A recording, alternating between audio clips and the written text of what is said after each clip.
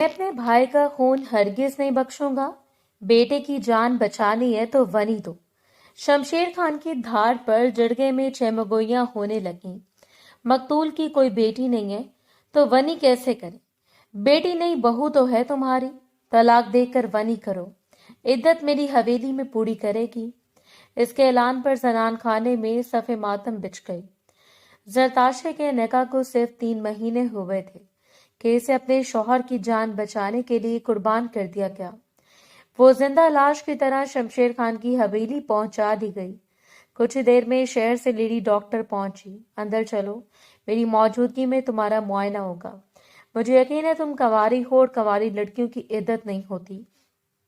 इसके जुनूनी इरादे भांपते वो कांप उठी। पूरे जिरगे में वो मरकज से निगाह बना हुआ था। खान दिलावर अली खान का बेटा शमशेर खान मदई बनकर हाजिर हुआ तो गांव वालों का हक बनता था कि इसे इंसाफ से नवाजा जाए। आज सरपंच और मुकर्रर किए गए थे। हालांकि इलाके के सरदार वो खुद थे, लेकिन फिर भी इंसाफ के तकाजे कुछ और थे। इस जर्ग शाह से गोली गलती से चली है और इस बात को वो तस्लीम कर चुका है। ये तो सारा गांव जानता है कि जरक और बहादुर के दरमियान कितनी गहरी दोस्ती थी। अपने बेटे को बचाने की कोशिश में सुहेल शाह हलकान हो रहा था, लेकिन वो सफेद कड़कते हुए शलवार कमीज में बारूब शख्सियत के साथ बैठा हुआ शख्स अपनी सुर्ख आंखों के साथ गोया इन सब पर पहरे बिठाए हुए था, और इसकी मौजूदगी में किसी का सर उठाकर बात करना भी काबिल कबूल नहीं समझा जाता था। गोली गलती से चली है या चलाई गई, मेरा भाई जरक शाह के हाथों मारा गया है और मैं हर सूरत इसे बर्बाद कर दूंगा।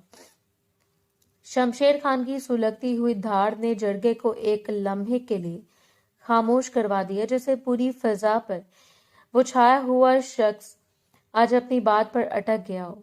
मैं खून बहा देने के लिए तैयार हूँ खान, लेकिन जड़गे से अपील है कि मेरे बेटे के लिए रियायत बरत दी जाए।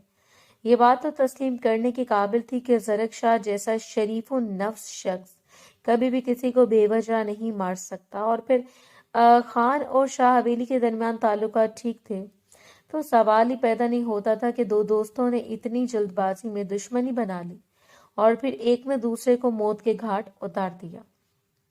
मुझे खून बहा नहीं बनी चाहिए, ताकि जो तकलीफ खान हवेली के मकीन बर्दाश्त करें वो शाह हवेली के लोगों को भी भुगतना पड़े। इसने उंगली उठाकर वार्न किया था। सुहेल शाह की रंगत लम्हे भर के लिए उड़ी, लेकिन सब लोग जानते हैं कि मेरी कोई बेटी नहीं है। इसने हाथ उठाते हुए दोबारा अपने मौकफ को दोहराया और ये बात तस्लीम करने के काबिल थी। ना ही सुहेल शाह की कोई बेटी थी और ना ही कोई भतीजी जिसे वो वनी में पेश करते। एक भतीजी जरताशे जो कि जरक शाह की बीवी थी, और आज से पहले ऐसा कभी नहीं हुआ कि किसी की बीवी को वनी के तौर पर पेश कर दिया जाए। लेकिन इस रोज शमशेर खान ने सारे उसूलों को बदल दिया। मेरे सामने इसी जिरगे में इस लड़की को वनी किया जाएगा जो कि जरक शाह की बीवी है, क्योंकि वनी तो मुझे हर सूरत चाहिए। इसने उठते हुए अपना फैसला सुनाकर गोया जिरगे पर आखिरी निगाह डाली, वरना आज शाम तक जरक शाह का सर हवेली पहुंच जाएगा, चाहे वो दुनिया के किसी कोने में भी छुपा हो। सुहेल शाह ने इसकी बात पर तड़प कर सबकी जानिब देखा था, लेकिन सब लोग खामोश थे। जो कुछ हुआ था इसके बाद शमशेर खान का भड़कना बनता था, और कोई भी इससे तब तक सुकून में नहीं ला सकता था जब तक कि वो अपनी कही हुई बात को पूरा करते हुए ना देख ले। अब मकतूल के वर्सा की जानिब से जो तकाजा है वो तो पूरा करना फर्ज बनता है तुम पर। नवाजुद्दीन, जो कि इस वक्त सरपंच मुकर्रर था, इसने सुहेल शाह की जानिब देखते हुए कहा, जो कि शदीद बेताब नजर आ रहा था। लेकिन आखिर ऐसा कैसे हो सकता है? वो मेरे बेटे की बीवी और मेरी बहू है। इन्होंने बात को दोबारा जोर देकर सबके कानों में उंडेला था, जबकि पुष्प पर हाथ बांधकर जिरगे से निकलने वाला शख्स गोया सबको बावर करवा चुका था कि इसके बात को तस्लीम ना करना सुहेल शाह को कितना महंगा पड़ सकता है। मेरी बात सुनो शमशेर खान, इन्होंने पीछे से पुकारा। एक लम्हे के लिए बुर्का और चश्मे को हटाए बगैर पलट कर इनकी जानिब देखा था। वही मजबूत शख्सियत जो मुकाबिल को साकित कर दे। खुशबू में बखेरता हुआ वजूद, खड़ी मगरूर नाक और सुर्ख आंखें, वो खान दिलावर अली खान का जानशीन था। इतनी अकड़ तो जायज थी, तुम मेरे बेटे के साथ कभी भी नहीं करोगे। सोहेल शाह खौफजदा हो चुका था। ये मेरी मर्जी है। तुमने मेरा फैसला तस्लीम नहीं किया। वो हल्का सा लबों का कोना खींच कर मुस्कुराया। बाकी सब लोग तो खामोश तमाशाई बने हुए थे, हत्ता के जरताशे का भाई हमसा भी। बचपन से ये बात इनकी घुट्टी में शामिल कर दी गई थी कि जरगे के फैसले, पंचायत, गांव के असूल, इन सबको मिलना सरदारों की मजबूरी होती है, और अगर इन बातों को ना माना जाए तो फिर वो सरदारी किस बात की। मैं अपने बेटे से बात करूंगा, तब तक की मोहलत हो। गुजारिश तस्लीम करने के काबिल थी, लेकिन वो करता तब ना। हरगिज नहीं, मैं तुम्हारे बेटे के रहमो करम पर नहीं बैठ सकता सोहेल शाह। वनी अगर लड़की होगी तो इसी वक्त मेरे साथ जाएगी। ये वनी का अजीबो गरीब फैसला था। किसी ने इस मोम सी लड़की के बारे में नहीं सोचा। सोहेल शाह को फिक्र थी तो सिर्फ अपने बेटे की, और शमशेर खान को फिक्र थी तो सिर्फ अपने भाई के बदले की। वो मेरे बेटे के निकाह में होते हुए तुम्हारे साथ वनी होकर तुम्हारी हवेली कैसे जा सकती है। सोहेल शाह इस बार धारते हुए इसकी जाने बढ़े थे, जबकि वो ठंडे ठार लहजे में कहता, इन्हें पुरसुकून नजरों से देखता अपनी जगह पर जमकर खड़ा रहा।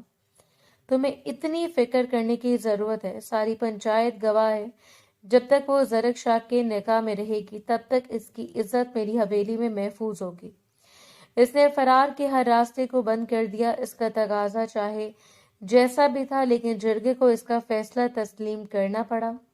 वैसे भी अगर इसका ये फैसला तस्लीम ना किया जाता तो वो शाम से पहले शाह हवेली के इकलौते वारिस की जिंदगी उजाड़ कर पूरी शाह हवेली को बर्बाद कर देता। कुछ देर गुजरे जब शाह हवेली में एक खबर जंगल में आग की तरह फैल गई, और अपने कमरे में लेटी हुई जरताशे को मुलाजमा ने नीचे बुलाने का संदेशा दिया, तो अपने गुलाबी रंग के आंचल को संभालती वो नीचे उतर आई। बज़ाहिर वो पुरसकून थी, लेकिन जो कुछ हो रहा था इसने इसके अंदर एक हशर बर्पा कर चुका था। अपनी शॉल लेती, आओ जरताशे, तुम्हें चचा साईं के साथ जरगे में जाना है। और आखिरी जीने पर वो रुक सी गई। बड़ी बड़ी आंखों में ना समझी उतरी थी। क्या मतलब, मैं जरगे में क्यों जाऊंगी? इस बार इसका नन्हा सा दिल फड़फड़ाया, जबकि बीजान ने अपना सर झुका लिया। बीजान, मैं आपसे पूछ रही हूँ, मैं क्यों जाऊंगी चचा साईं के साथ? इस बार इसकी मध्यम सी आवाज थोड़ी तेज हुई। सफेद रंगत में सुर्खियां घुलने लगीं जब बीजान ने खींचते हुए इसे अपने सीने से लगा लिया। इन्हें कभी इस बात पर यकीन नहीं आ सकता था कि इनकी पोती इतनी सियाह नसीब लेकर पैदा होगी। पहले जरक शाह की अनचाही दुल्हन का खिताब, और अब वनी की गई लड़की। वो यूं साकित हो चुकी थी जैसे एक आंसू भी इसकी बड़ी बड़ी आंखों से टूटकर नहीं गिरा। हालात को समझते हुए वो बीजान अपना दामन छुड़वाकर जल्दी से पलटी, सोहेल शाह के कदमों में बैठ गई। मुझे जरक से जुदा ना करें, जैसा साईं मुझे नहीं जाना। आपके साथ जरगे में वो धारे मारकर रो रही थी। इसका चीखता लगता हुआ वजूद हर आंख को नम कर गया, लेकिन सोहेल शाह ने झुकते हुए से उठाकर अपने सीने से लगा लिया था। अगर तुम जरक से मोहब्बत करती हो तो ये कुर्बानी दे दो, सिर्फ इसकी खातिर और मोहब्बत। वो बस नासमझी से इसे देखती रही। इनके रिश्ते में कभी मोहब्बत का वजूद नहीं देखा गया, ऐसी तो कोई शराइत ही नहीं थी, लेकिन इसका थम जाना बनता था। सारे घर वाले यही चाहते थे कि इन्हें जरक की जिंदगी अजीज थी, इसकी इज्जत नहीं, और फिर भी वो एक लड़की थी। इसके बुलकते हुए वजूद को सोहेल शाह अपने साथ तकरीबन घसीटते हुए लाया और गाड़ी में डाल दिया। वो भी मजबूर थे, लेकिन इनसे ज्यादा मजबूर और फड़फड़ा रही थी वो लड़की जो किसी और की बीवी थी। चचा साईं, जर को बुलाएं, खुदा का वास्ता है जरा को बुलाएं। वो हाथ जोड़ते हुए इनसे इल्तिजा कर रही थी। इससे यकीन था कि चाहे वो इससे जितनी भी नफरत करे, चाहे इसे अपनी बीवी तस्लीम न करे, लेकिन आज इससे खुद से दूर जाता वो किसी और का होता हुआ देखकर जरूर चीख पड़ेगा। अगर तुम चाहती हो जरक जिंदा रहे तो अपनी जुबान बंद रखना। तुम्हें खुदा का वास्ते जरी, ये इसकी चची थी राफे बेगम, जो किसी भी सूरत अपने बेटे की जिंदगी पर कंप्रोमाइज नहीं कर सकती थी। چچی جان مجھے ایک بار زرک سے بات تو کر لینے دیں۔ اس نے روتے ہوئے ان کے ہاتھوں کو تھام لیا تھا، جبکہ انہوں نے چپ چاپ شال کا کونا کھینچ کر اس کا منہ چھپا دیا۔ جرگے میں کب لائی گئی تھی؟ بس اس سے گاڑی میں وہ کسی قید چڑیا کی طرح پھڑپھڑاتے ہوئے خان حویلی پہنچ گئی۔ اس کا دل چاہ رہا تھا کہ وہ چیخ چیخ کر زرک کو بلائے۔ آخر وہ اس سے اتنی نفرت کیسے کر سکتا ہے کہ اس کی وجود کو ہی بھلا دے؟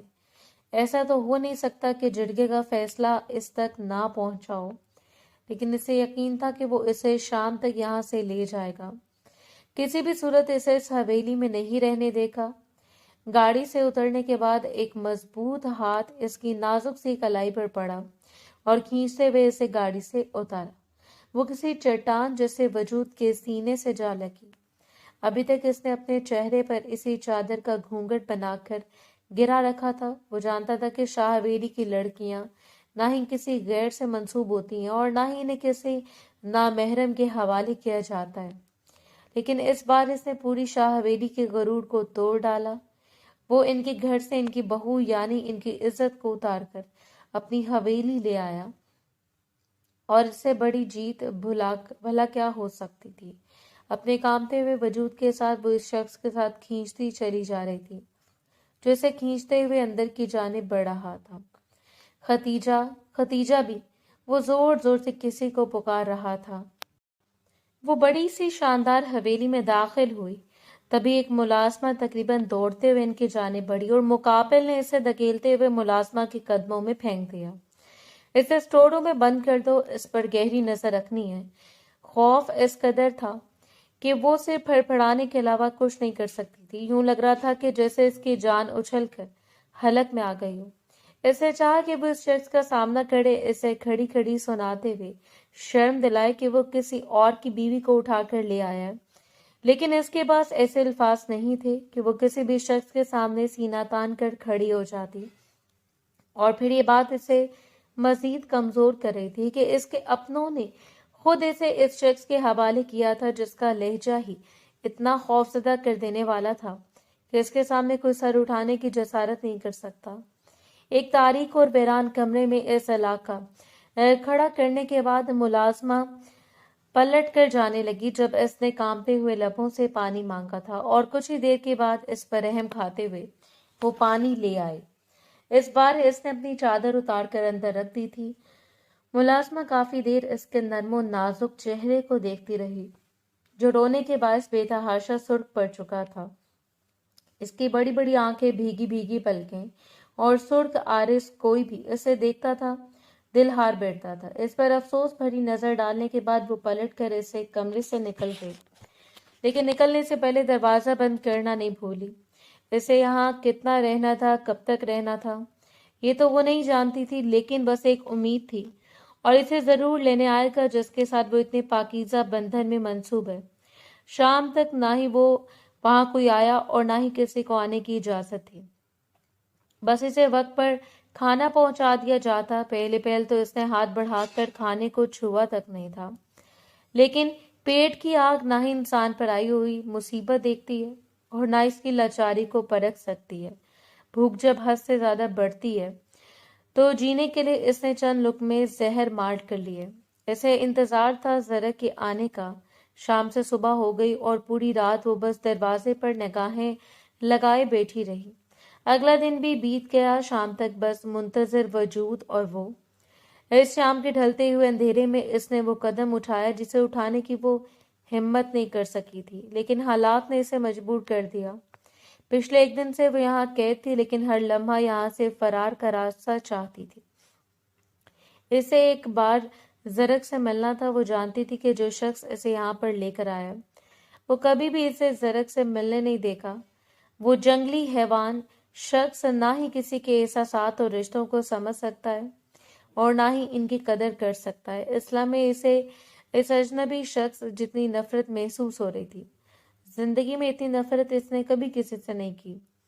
جب اسے معلوم ہو گیا کہ حویلی میں سب لوگ سو چکے ہوں گے، باہر سے ہر ہنگامے کی آواز بند ہو گئی، تب اپنی شال کو اٹھاتے ہوئے وہ کھڑکی کی جانب بڑھی۔ زنگدار کھڑکی کی جسے کھولنے کی اس نے دن بھر کوشش کی تھی، اب کافی حد تک وہ سمجھ چکی تھی۔ کافی دیر گزارنے کے بعد اس نے دروازہ کھول لیا، حالانکہ اس کوشش میں اس کے ہاتھ تک زخمی ہو گئے تھے۔ دروازہ کھول کر اس نے باہر جھانکا، باہر وسیع و عریض لان میں صرف اندھیرے کا راج تھا۔ ایک کمکما روشن ہو کر اسے خوفزدہ تو کر رہا تھا، لیکن دیوار کے سائے سے گزرتے ہوئے وہ دروازے تک بآسانی تو جا سکتی تھی، اور زندگی میں پہلی بار زرتاشا نے اتنی ہمت دکھائی کہ وہ بھی صرف اور صرف اپنے شوہر کے لیے، اپنے مجازی خدا کے لیے، جسے اگر رشتے کی قدر نہ بھی تھی لیکن پھر بھی وہ اس کے لیے باعث محبت تھا۔ دیوار کا سہارا لے کر وہ اندھیرے میں قدم بڑھاتی چلی گئی۔ اس کا ہر اٹھایا ہوا قدم گویا اس کے اپنے ہی دل پر پڑا تھا۔ اس لمحے سے یوں لگ رہا تھا جیسے وہ خوف کے باعث یہیں مر جائے گی، لیکن یہاں سے ہر صورت اسے باہر نکلنا تھا۔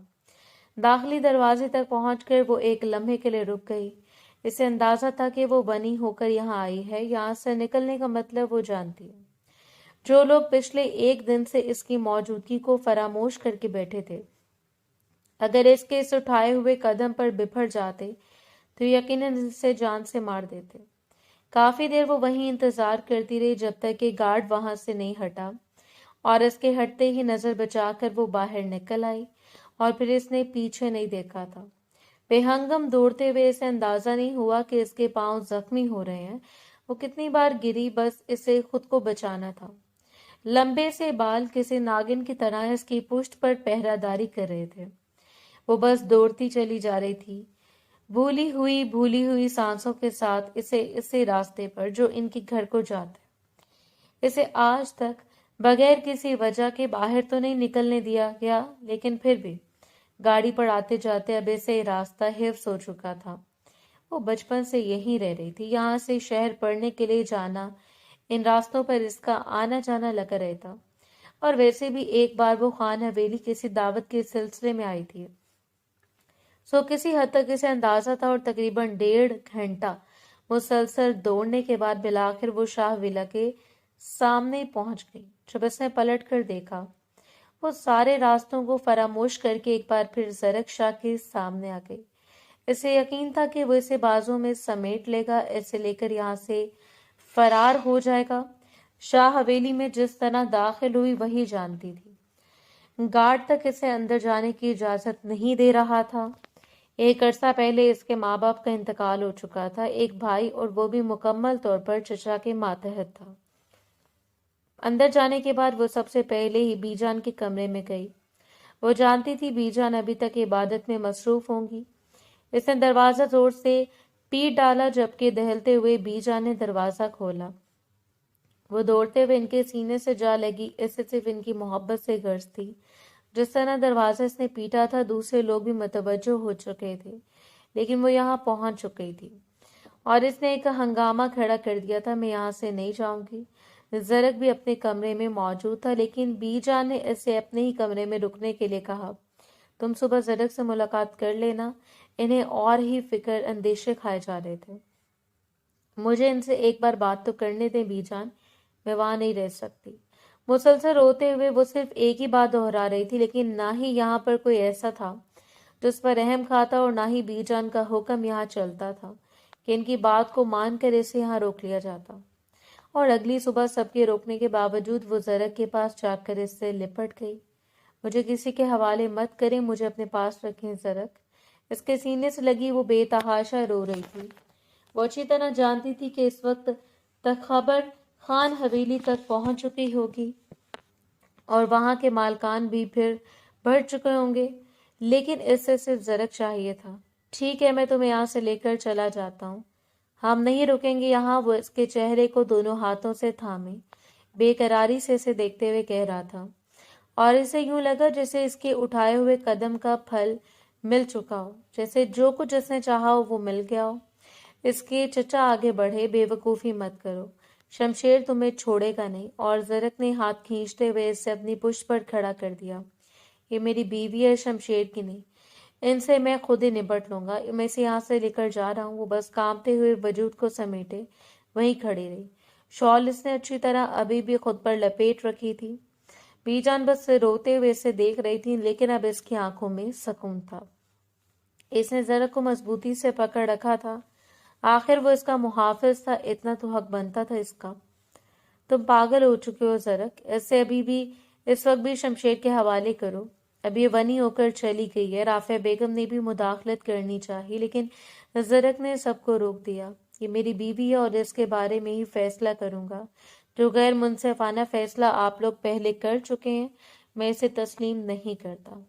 जरक ने इसे खींचते हुए अपने साथ लगा लिया। इसके सीने से लगी वो छोटी बच्ची लग रही थी, जिसके चेहरे पर हया और खौफ बेवक्त पहरे डाले बैठे हों।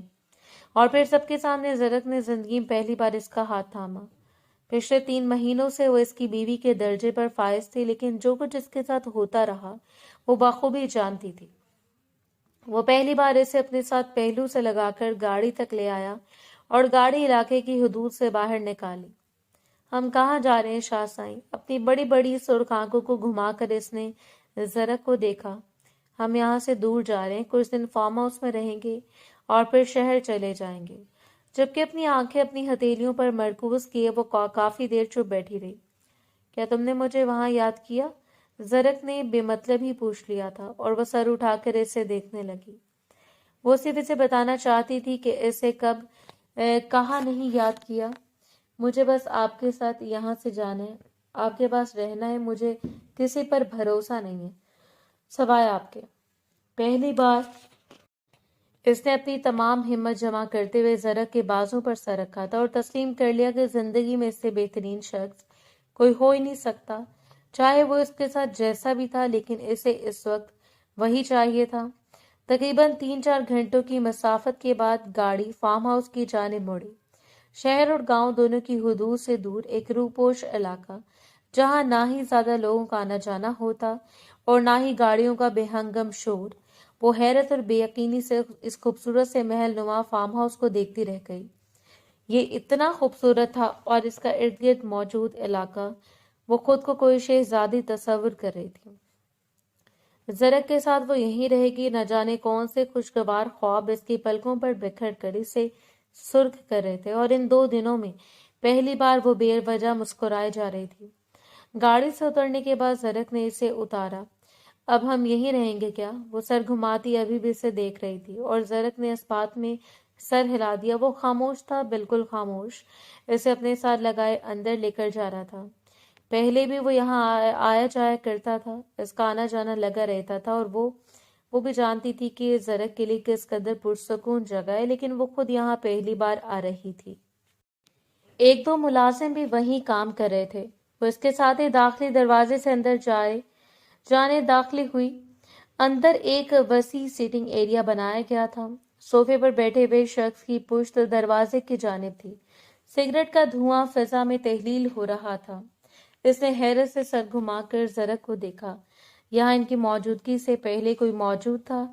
इसे हैरत हो रही थी, जबकि जरक के चेहरे पर फैला हुआ इत्मीनान और आंखों का सुकून कोई और ही कहानी बयान कर रहा था। इस बार इसे आखिरी मर्तबा संभालो, दोबारा मुझे नहीं लगता कि तुम ये गलती दोहराओगे। जरक की बात पर वो समझी से इसे देखती रही, और वो इस शख्स से मुखातिब था जो पुश्त फेरे बैठा था।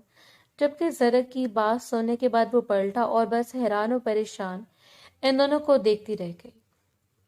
वो नहीं जानती थी वो कौन है, जबकि मुकाबिल खड़ा इन दोनों को बड़े इन्हमाक से देख रहा था। वैसे गैरत तो तुम यकीनन तुम में मर चुकी है।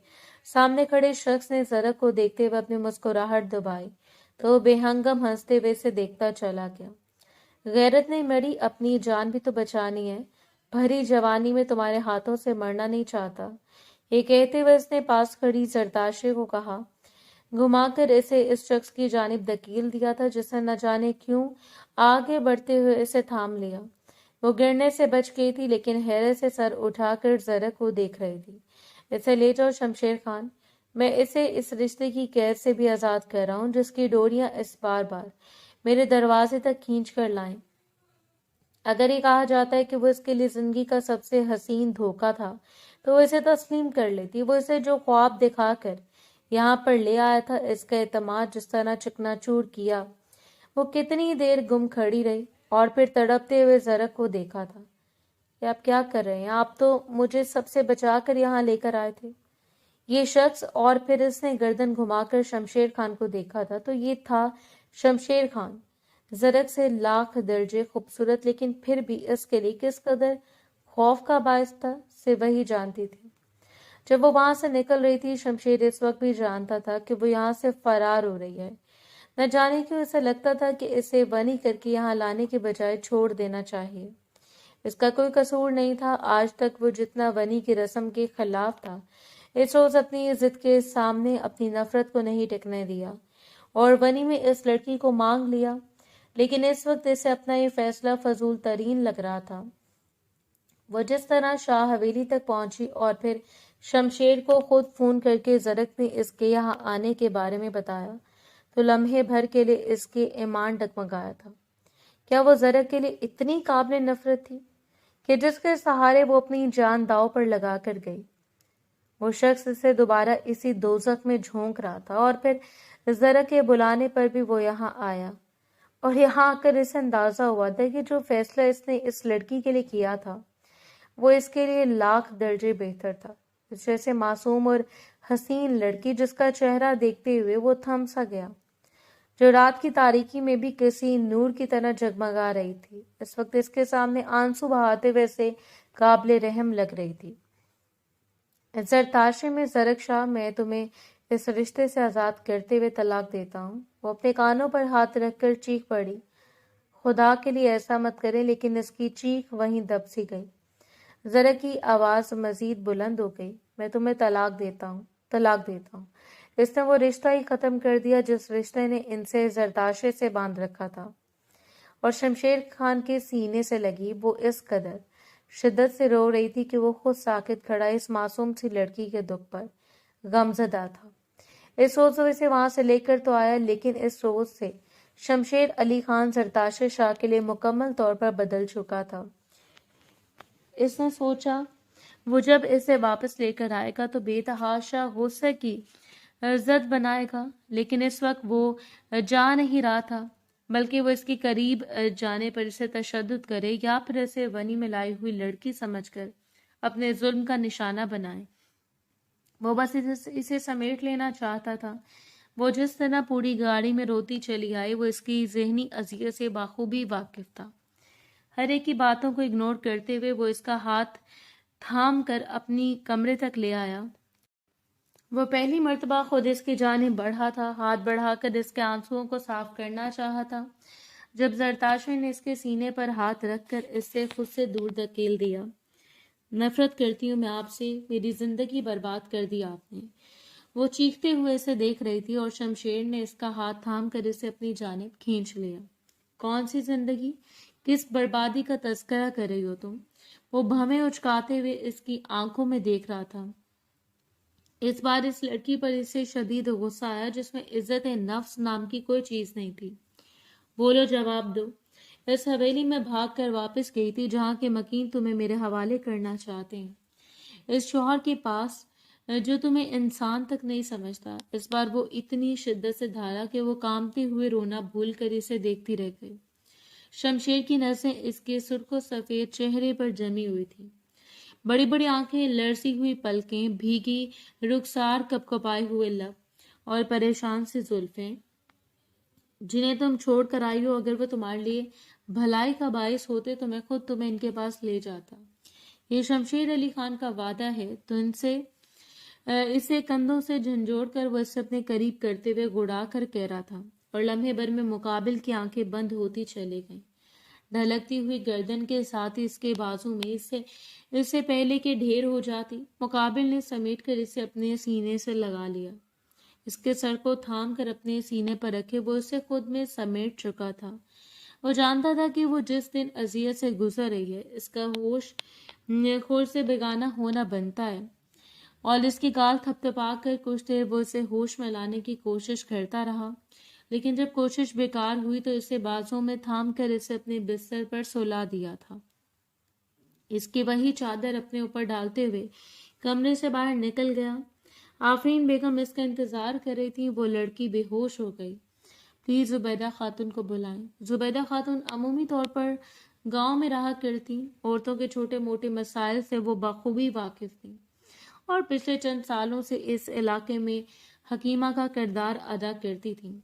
इस वक्त इसे शहर ले जाना आसान नहीं था, सो इसे आफरीन बेगम के हालांकि इसके ख्याल में ज़रक से तलाक के बाद इसकी इद्दत के अयाम की शुरुआत थी, लेकिन फिर भी इस शाम वो इसके दरवाजे पर इससे मुलाकात करने के लिए चला गया। न जाने क्यों खुद पर जबर करना बहुत मुश्किल था। कमरे में बिस्तर पर बैठी वो अभी तक दीवार को घूर रही थी। वो अंदर दाखिल हुआ और नरमी से सलाम किया, लेकिन ना ही मुकाबिल के एहसासात में कोई फर्क आया और ना ही इसने सर घुमाकर शमशेर खान को देखा। जरताशे, इसने नरमी से इसका नाम पुकारा। आज तक शमशेर खान ने किसी से इतनी नरमी से बात नहीं की थी जितनी कि इस लड़की से। मैं तुमसे बात करने के लिए आया हूं। जबकि जरताशे ने अपना सर झुकाकर अपनी नजरों को अपने हाथों पर मरकूज कर लिया। मैं सुन रही हूँ। क्यों लग रहा था जैसे वो हार गई हो? यूं लग रहा था जैसे कि कोई और वजह ना बाकी हो, कि वो कोई उम्मीद लगा ले। शमशेर खान ने बामुश्किल इसके चेहरे पर से नजरें हटाई। मैं चाहता हूँ कि हम हॉस्पिटल जाकर टेस्ट करवा लें, क्योंकि जुबैदा खातून को लगता है कि तुम माँ बनने वाली हो। और ये बात करते हुए इसने कोशिश की थी कि वह जरताशे की आंखों में ना देखे। न जाने वो खुद से नजरें चुरा रहा था या सामने बैठी हुई लड़की से, जिसने अपनी सुर्ख नजरों को घुमाकर पहली बार शमशेर खान के चेहरे की तरफ देखा और फिर रुख मोड़कर दीवार को देखने लगी। शमशेर को हैरत हुई थी, इतना खामोश रद्द अमल।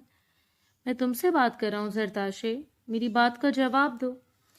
इस बार इसका लहजा थोड़ा सा सख्त हुआ था और जरताशे ने दोबारा पलट कर इसे देखा। आंखें भीग चुकी थीं। और कितनी तजलील करेंगे मेरी जात की? आखिर और क्या क्या जानना बाकी है मेरे बारे में? वो फनकारते हुए पूछती रह गई और शमशेर खुद पर जब्त करता खड़ा रह गया। तुम्हारे बेहोश होने के बाद ही मैंने जुबैदा खातून को हवेली बुलाया था।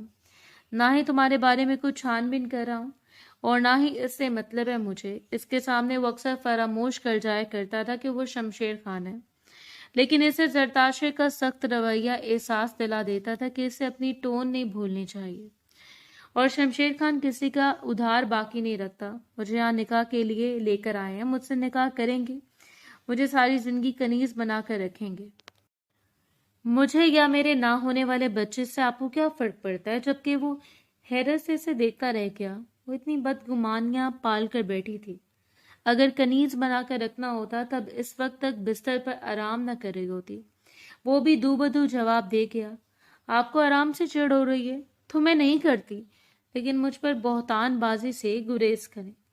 खान साहब, इस बार इसने उंगली दिखाकर वार्न की थी और शमशेर का सारा जब्त धरे का धरा रह गया। सख्ती से इसकी उंगली को दबोचते हुए इसके हाथ को पुष्ट पर टिकाकर वो इसे खींचकर अपने करीब कर गया था, जबकि इतनी गुर्बत पर वो गोया सांस लेना भूल चुकी थी। एक नाकदर करने वाला शख्स तुम्हारे एजाज से खुद को मोतबर करता रहा, लेकिन एक कदर करने वाला शख्स जो तुम्हारे लिए नफरत अपने दिल में नहीं पाल रहा, इसे खार खा रही हो तुम। वो इसे सांस दिला रहा था, जबकि मुकाबिल भीगी आंखों और सुर्ख चेहरे से इसे देखते हुए रुक फेर गई। जरक सिर्फ शौहर था मेरा, ना ही इसने कभी मेरे एहसासात से खुद को मोतबर किया और ना ही कभी मुझे मोतबर होने दिया। ये अधूरेपन का एहसास था या जो भी, लेकिन वो इसके सामने कह गई और कितनी ही देर वो साकित इसके चेहरे को देखता रह गया। ये सब कुछ तस्लीम कर पाना इतना आसान नहीं था, लेकिन शमशेर खान को इसे सुनकर समझने में न जाने कितने लम्हे बीत गए और इतने में वो अपने वजूद को छुड़वाकर इससे दूर कर चुकी थी। यानी तुम पागल बनाना भी चाहती हो लोगों को। अब वो संभल चुका है, तुम इसकी बीवी रही और कभी वो तुम्हारे करीब नहीं आया। कोई मानने वाली बात, जबकि मुकाबिल ने अपने सुर्ख दहकते हुए रुखसारों से चेहरा झुका लिया था। पर एक जहरीली निगाह डालने के बाद शमशेर कमरे से बाहर चला गया। इसे यूं लग रहा था जैसे वो झूठ का सहारा ले रही है। शमशेर के दिल में हमदर्दी पैदा करने के बहाने बाजियां बना रही है। वो कभी भी इस बात पर यकीन नहीं कर सकता था कि वो जरक शाह की दस्तरस में ना रही हो। अगले एक हफ्ते तक वो ना ही इसके पास आया, ना इन दोनों ने कोई बातचीत करने की कोशिश की। हाँ, अलबत्ता आफरीन बेगम ने इसे घर के कामों में डाल दिया था और ये बात वो बखूबी जानता था कि आफरीन बेगम इसे जरा भी पसंद नहीं करती। اس بات کا حل صرف خاموشی تھا. وہ جانتا تھا کہ ان سب سے چڑھ کر وہ ایک بار پھر اس کے پاس آئیں گی، اسے ساری باتیں بتائیں گی، لیکن نہ ہی اس نے خود سے لبوں کو کھولا اور یہ تجسس بس تجسس رہ گیا. یہ عصر کا وقت تھا جب وہ علاقے کے معاملات سلجھا کر واپس آیا. بستر پر لیٹ کر اس نے خود کو آرام دلایا تھا، تبھی کمرے کے دروازے پر ہلکی سی دستک ہوئی. آ جائیں، اس نے بغیر گردن موڑے ہی کہہ دیا اور آہستگی سے دروازہ کھولا. آنے والے وجود کے بارے میں وہ کچھ نہیں جانتا تھا. سائڈ ٹیبل پر جب تک وہ چائے رکھنے کے لیے نہیں آئی تب تک وہ بس یوں ہی چت لیٹا رہا، اور جب اسے احساس ہوا کہ آنے والی ملازمہ نہیں رہی تب وہ پھرتی سے اٹھا. زرتاشے اس سے پکارا، لیکن زرتاشے نے اس کے شرٹ لیس وجود کی جانب دیکھنے سے اجتناب کیا تھا. ہاں البتہ اس نے قدموں کو روک لیا. تم ابھی تک اس بات پر قائم ہو کہ تمہاری عدت نہیں ہے. پورے ایک ہفتے کے بعد بھی وہ وہی سوال دہرا رہا تھا جس سوال پر ان دونوں کی گفتگو کا اختتام ہوا. جبکہ اپنے قدموں کو گھورتی وہ خاموش کھڑی رہی. پورٹ کر اس کی پشت پر آ کھڑا ہوا. ہر بات کر لینا، لیکن زندگی میں کبھی شمشیر خان کے سامنے جھوٹ بولنے کی کوشش بھی مت کرنا. اس کا لمس زری کو بکھر جانے پر مجبور کر رہا تھا. میں آج شام ہی تم سے نکاح کر رہا ہوں. وہ حیرت سے پلٹ کر اسے دیکھتی رہ گئی. سچ تو یہ تھا کہ ذرا کے بعد اس کا اعتبار ہر شے سے اٹھ گیا تھا. وہ نہیں چاہتی تھی کہ وہ دوبارہ کسی ایسے رشتے میں آئے. کہ ایسا ممکن ہے کہ میں ساری زندگی یہاں پر غلامی کر کے گزار دوں. اس نے التجا کی اور مقابل اس کی التجا ماننے والا نہیں تھا. نہیں، کیونکہ تم شمشیر خان کے ساتھ بنی ہو کر آئی ہو. میں نہیں چاہتا کہ تم یہاں رہو اور لوگ یہ سمجھے کہ میرا تمہارے ساتھ کوئی ناجائز تعلق ہے. اگر تم اس بات کا اعتراف کر چکی ہو کہ زرک اور تمہارے درمیان کوئی رشتہ نہیں تھا تو نکاح کی تیاری کرو. اور اگر اس کے بعد تم جھوٹی ثابت ہوئی تو اپنی بات کو ادھورا چھوڑ کر. وہ کافی دیر اس کی آنکھوں میں دیکھتا رہا جبکہ خاموشی سے سر جھکا کر وہ کمرے سے باہر چلی گئی. ہر شخص نے اسے اپنے مفاد کے لیے استعمال کیا تھا. اسے یوں لگ رہا تھا کہ شمشیر خان اس کی خوبصورتی سے لطف اندوز ہونا چاہتا ہے. چند دنوں سے اپنے پاس رکھے گا، اس کے بعد کوئی بھی خاندانی بیوی اس پر مسلط کر کے اس سے جان چھڑوا لے گا. شام تک وہ اپنے کمرے میں رہی. وہ نہ ہی باہر آ سکتی تھی اور نہ ہی اس میں اتنی ہمت تھی کہ ہر ایک کی باتوں کا جواب دیتی. یقیناً گھر میں ایک ہنگامہ برپا ہو گیا تھا جب آفرین بیگم نے یہ سنا کہ شمشیر اس کے ساتھ نکاح کر رہا ہے. وہ بھی 1-2 گھنٹے میں. تو یقیناً وہ بپھر چکی تھی. یہ ونی ہو کر آ گئی ہے کہ اتنا کافی نہیں ہے. شمشیر خان ان کی اکلوتی اولاد باقی تھی، جبکہ وہ لڑکی ان کے سوتیلے بیٹے کی قاتل کی بیوی. جب ساری زندگی ان کے سینے پر منہ ڈلنے کے لیے ان کی بہو کے درجے پر فائز ہو رہی تھی. یہ کافی نہیں ہے امی جان، میرے خیال میں آپ کو یہ بات سمجھ لینی چاہیے. وہ ایسے مختصر جواب دیا کرتا، نہ ہی لمبی لمبی تمہید، نہ ہی وہ کسی کو وضاحتیں دینے کے حق میں کھڑا ہو جاتا. بس کیونکہ یہاں ہر شخص جانتا تھا کہ وہ اپنی مرضی کا مالک ہے. ان باتوں میں تو اسے پڑھنا ہی نہیں تھا کہ انتظامات کیسے ہوئے. بس ملازمہ اسے باہر بلانے کے لیے آئی اور اپنے ٹوٹے بکھڑے وجود کو سمیٹ کر وہ چپ چاپ باہر نکل آئی. 1-2 دن پہلے آفرین بیگم نے اسے کچھ کپڑے لا کر دیے تھے، شاید وہ بھی شمشیر کے کہنے پر، سو اس کے لیے یہی کافی تھا. باہر لاؤنج میں وہ اس کے پہلو میں آ کر بیٹھی تو ہر ایک کی جانب دیکھنے سے گریز کیا تھا. آج سے چند ماہ پہلے بھی وہ یوں ہی کسی کے پہلو میں سج کر بیٹھے تھے. اس روز تو وہ اس قدر جگمگا رہی تھی کہ ہر پڑھنے والی آنکھ اس پر ٹک جائے. اور اسے اس رات اس کے شوہر یعنی کہ زرک شاہ نے اس کے حسین چہروں کو تھپڑوں سے سرخ کر دیا. مغربی تہذیب میں پلنے والا وہ لڑکا بھلا کیسے برداشت کر سکتا تھا کہ اس پر حویلی کی ایک ڈبو سی لڑکی مسلط کر دی جائے اور اسے اس کے ساتھ زندگی گزارنے پر مجبور کیا جائے. اور بھلا اس وقت اس کا دل نہیں گھبرا سکتا تھا. نکاح کے بعد اس نے اپنے تمام حقوق شمشیر خان کے نام منتقل کر دیے اور چپ چاپ اٹھ کر دوبارہ اسی کمرے میں چلی گئی. جب آفرین بیگم کچھ دیر کے بعد کمرے میں داخل ہوئی اور آتے اس سے بالوں سے دبوچ لیا تھا، مصیبت بن کر میرے بیٹے پر نازل ہوئی ہو تو اب جاؤ اس کے بستر کو رونق بخشو. یہاں بیٹھ کر سوگ منانے سے تمہارے اندر کی آگ نہیں بجھے گی. یہ نکاح شمشیر خان نے خود کیا ہے، میں نے انہیں مجبور نہیں کیا. وہ پہلی بار اپنے حق میں بول گئی، لیکن آفرین بیگم نے اس کے چہرے کو دبوچ لیا تھا.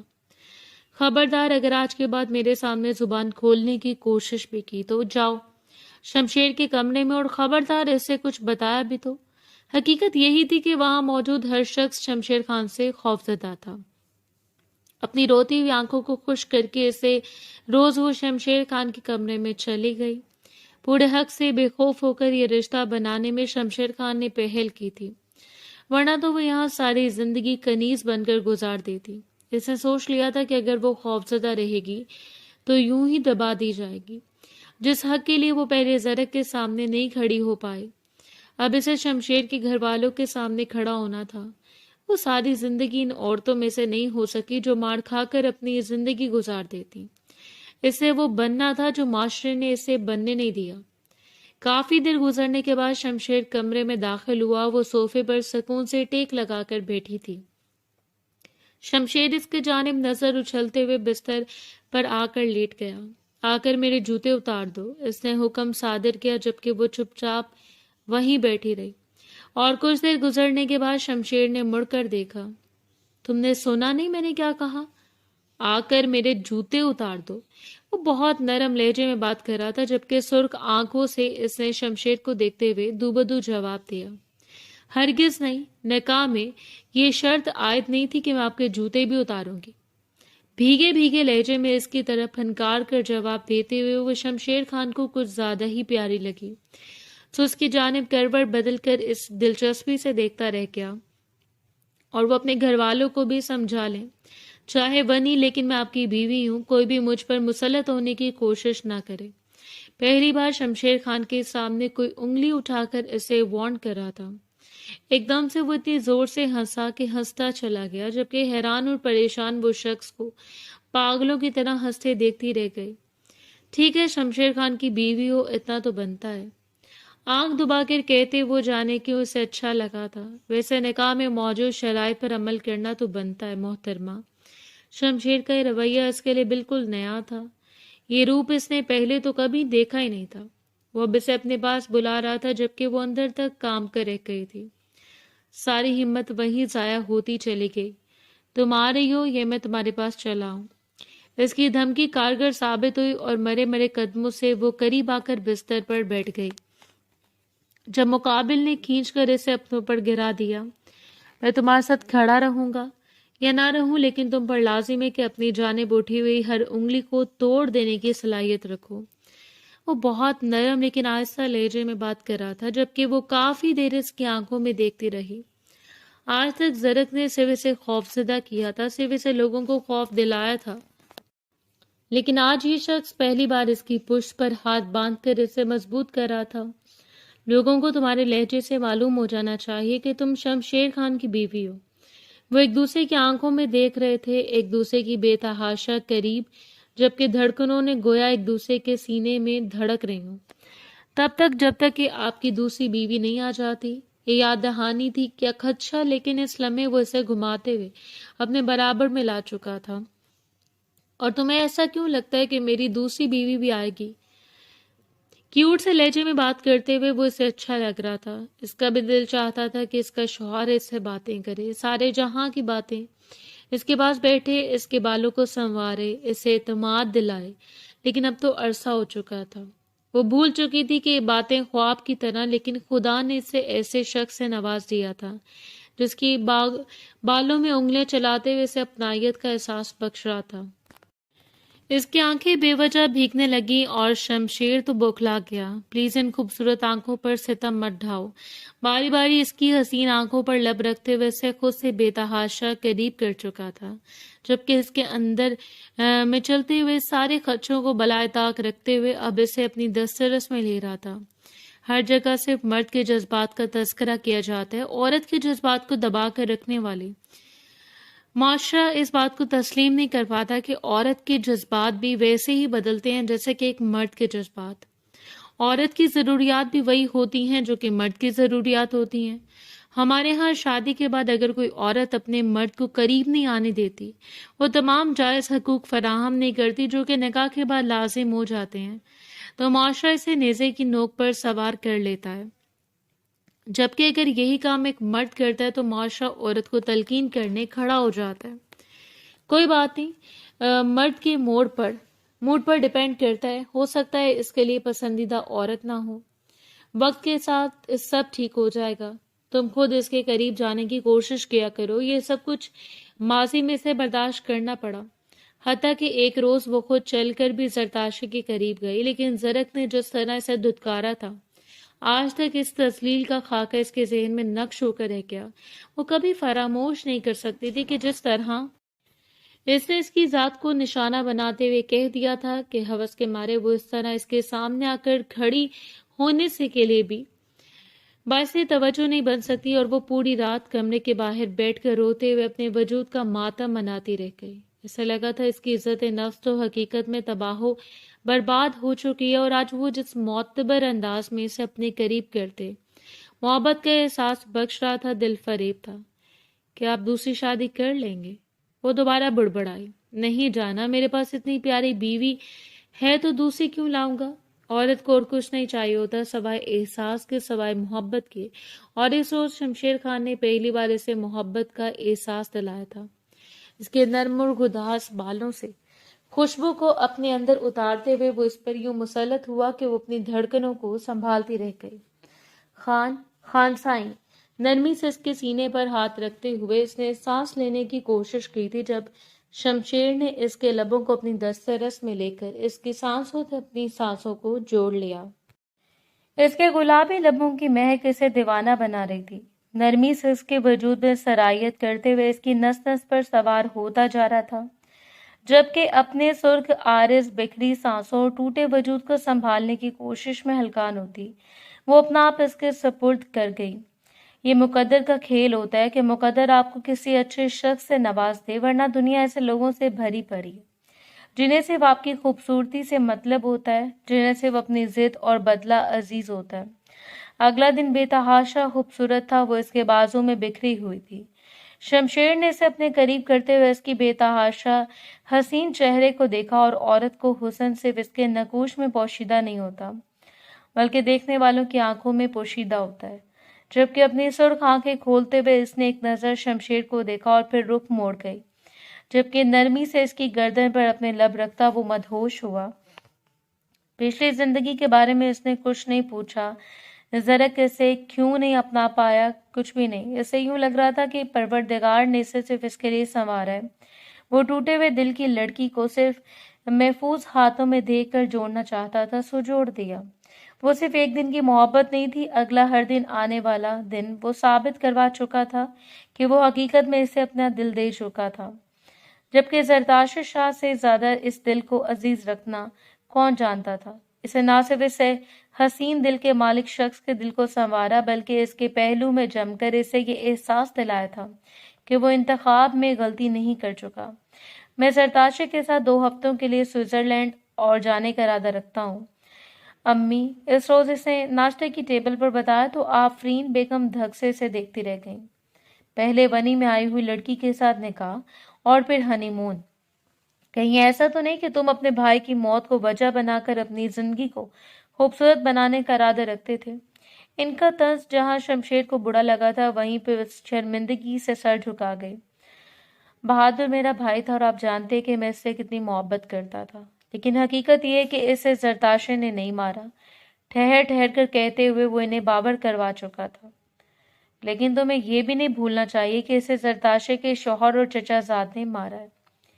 میں صرف یہ جانتا ہوں کہ زرتاشت کا شوہر میں ہوں. اپنے قریب کرتے ہوئے وہ اس کے وجود کے لیے ڈھارس بنا تھا.